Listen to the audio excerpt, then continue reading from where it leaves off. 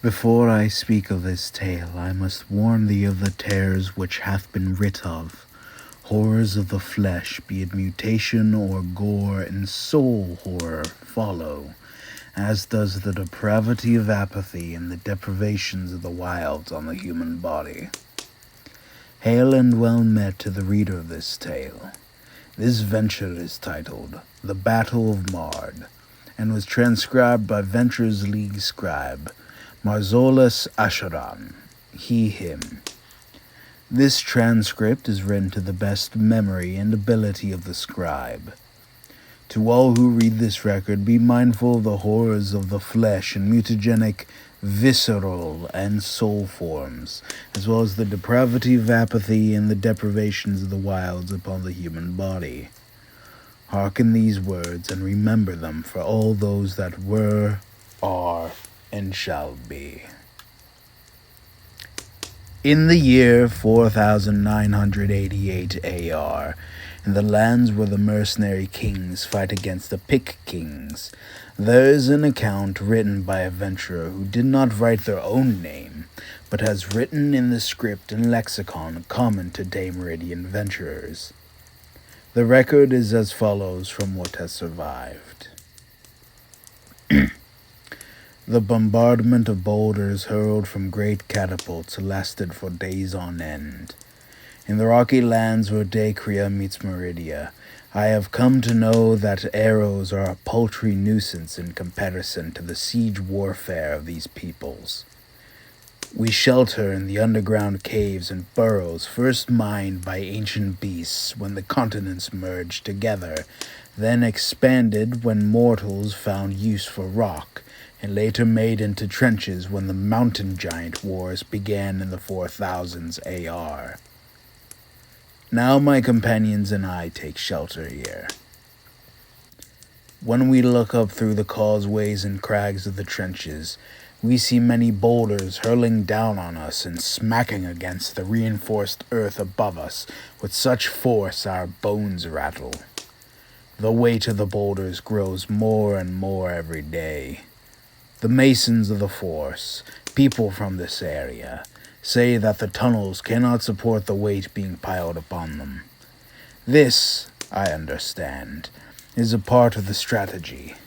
A sieger hurls many great stones in various places to cut off tunnels and open spaces for sappers to enter and sweep an area clear before returning to their keep and doing the same over and over. During the day this happens, because at night the besiegers cannot calculate the distances needed to repeatedly land blows to a weakened part. I am thankful that in these barren places, few beasts can survive, for they would cause much trouble for us. Mystics from the Gorum army my party was hired by ordained that in the next few days a great charge is to happen. I don't trust these magicians that follow the army. They are, how one may say, concussed. On several occasions have I seen them bash their heads onto the stony walls and read the patterns their blood makes in the stone before they pass out. Were I not aware of the difference, I would say they partake in arcane rites. These mystics, however, are too grounded to be arcanomancers, nor do they show mutation. They cast rocks instead of bones and listen to the clack of them in silent rooms before making any decision. With perturbing accuracy have they been able to find collapsed passages and vaults for shelter. With their approval, the Gorums make ready for the charge. Rather than on horse, the Gorums ride long-legged toad elk. These elk have the limbs of a toad and the bumpy skin of them as well. They can leap great distances and inflate their bodies to appear larger to scare away attackers. They saddle these beasts with long blankets tied to the joints close to the body. Once they make it to the walls of a keep, the riders roll off the carpets and begin throwing ropes and hooks to the crenellations, then climb. Toad elk need to be dragged from their wet hollows to be ridden. To do this, the Gorms lasso their large antlers and pull the beasts out, then prod them forward with stinging nettles. They are ugly beasts. Sometime yesterday I came across one of the mystics casting stones in the dark and reading the clattering sounds. They sounded worried and scuttled about the shadows in search of a torch. I hid and listened. I do not know the Gorm tongue too well, but I knew there was something dire afoot. The sorcerer scrambled out of the cave and towards the coven without noticing me. When I told my fellow venturers about this, they became on edge. So began the investigations. The mystics convened with one another and incessantly cast rocks and pebbles, over and over again, to read the immortals' wills, while the crash of artillery shook us all sick. At last, Yeresper was able to interrogate one. From it he learned the mystics had misread the omens, and that the charge was going to be a terrible ordeal. We presented this to the heads of the army, but the priest lied. Our words as venturers carried great weight in matters of war, survival, and hunting. Clerics hold more sway than us, even if they lie. The assault would still happen no matter how many doubts were had. The gods said that the charge will happen, and to the leaders, the gods will be done. None of the party would join in the charge. The day of the charge had come and gone. It was a brutal onslaught as the Toad Elks emerged from the crevice doors and onto the rock prairie, separating the besieged tunnels from the keep into a hail of boulders. When one was hit, it splayed out dead. The riders themselves were pinned under the boulders, then broken by the force of it. Hundreds of riders charged and were buried like insects crushed under gravel. Where one died, another would try to hop over, only to get caught by a falling boulder and crushed. The bodies piled higher and higher, then pitifully fell in volume. It was like a gently sloping hillock of corpses and mountain debris. Only a few riders returned to the trenchworks before the catapults started bombarding the caves again, not too many minutes after.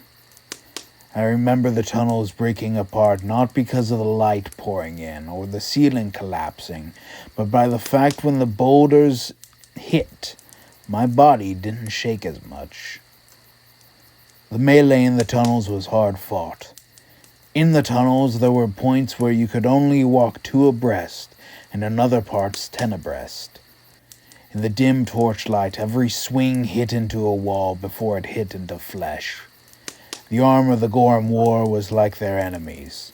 Heavy helmets and pauldrons with large sturdy breastplates, but barely any leg protection besides greaves.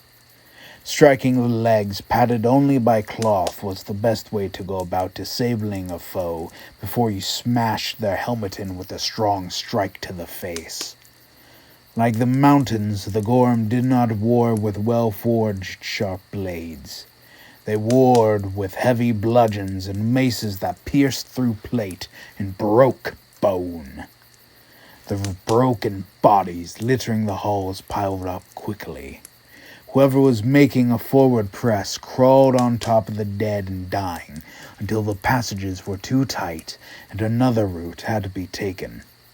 Fighting was like seeing blind rats gnaw at one another in a maze. At some point, I and my companions were all separated and fought hard through the maze to find one another. As I walked through the passages, I found one of the mystics gathering what loot they could into a satchel. The fear on their face was like a child hiding from an angry older sibling. Their eyes moved back and forth in their head. I'm unsure if the cleric even saw me until I brought my weapon down onto their head. Each movement was frantic, uncoordinated, almost like a blind person searching for something. The Gorm have no conception of victory or defeat, only of gaining or losing territory. Their leaders did not care how many were lost, only what was gained in the process. It did not matter the retreat was called to 54 of the 216 soldiers who first entered the trenches, only that the caves were surrendered. There are other caves, they all said, as they said last rites and prayers over the tunnels before moving on. On this barren place of rock, the cold and desolation so hardens the soul of a person, it is hard to believe they have any notion of love or companionship. Nor did I ever see any wish to return to the trenches to take back what items they had. The Gore marched for several more days and nights until they found a broken-down motte in Bailey Keep from some bygone age. There they made camp and began reconstructing it, while engineers and miners staked a claim and a spot to begin digging a resting hole. They left soon after. All the while the mystics read cracks in stones and the growth of mountains to divine the path that should be taken. Never before had I seen such indignant dismissal of pain. The clerics walked about the path and continued fruitlessly devouring their moldy rye bread and the salts with an odd gesture of thanks. Soon after, we were dismissed officially. I returned to Mard, the place where the battle had taken place. A few years later, I guess around 5, when I was transporting grains from Meridia to the keep of Dar. If I was not there, I would have said Mard was destroyed centuries ago. Its best stones and clays were plundered and the rest left to rot. The encampments where catapults were made crumbled to the ground and scattered like dust.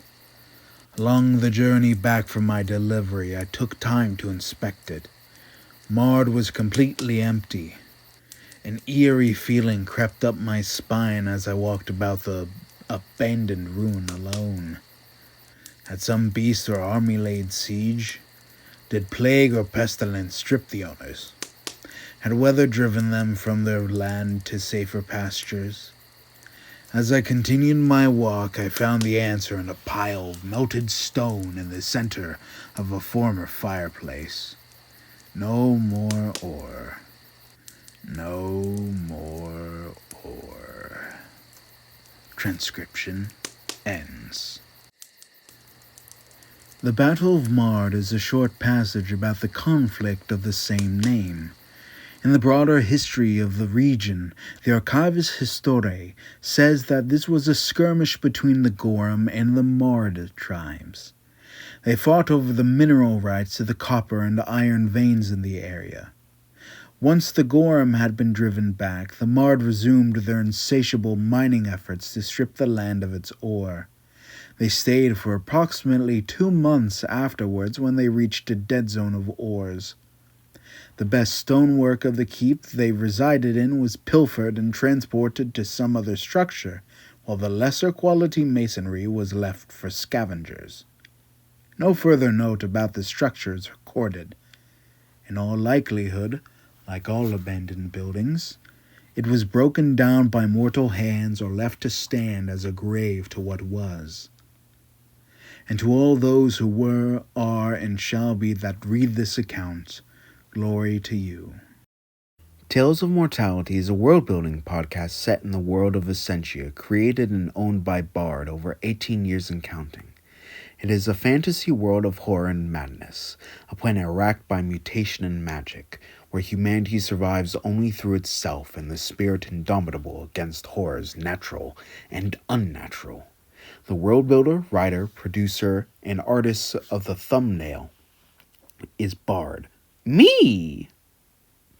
Below is a transcription of lore, as well as a link to my Instagram, Bard of the Mad Realm, where I share art related to Asenscia. Thank you all for listening to Tales of Mortality. May chaos reign. Bye-bye.